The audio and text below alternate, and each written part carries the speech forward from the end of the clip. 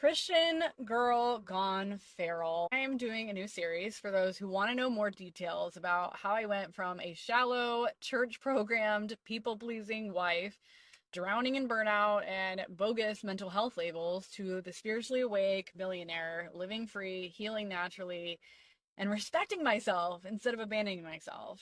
This is part one, and you're in for a wild ride. Most people look at my life now, van life, financial freedom, peace, health, and they assume that I'm some lucky golden child who just figured her stuff out early. Or maybe I just got lucky. Nope. My life used to be a full blown disaster movie.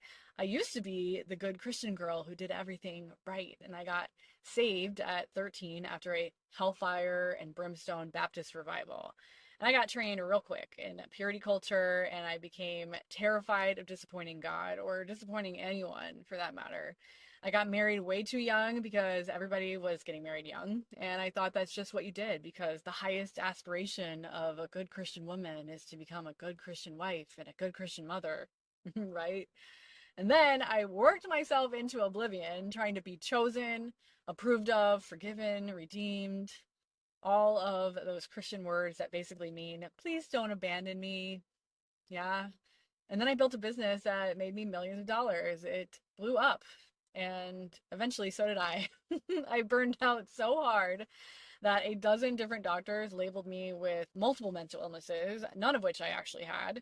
And because the system didn't know what else to do with a woman collapsing under the weight of her own life, I got put in mental hospitals against my will 4 times in a period of 2 years between 2018 and 2020. I had lost myself. I lost my marriage, which is actually a good thing.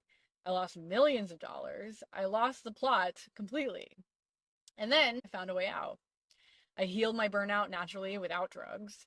I sold my business. I walked away from the life everyone praised me for. I got in this van and I rebuilt my mind. I healed my body, my spirit, found freedom, and eventually rebuilt my wealth. So this series is the whole story.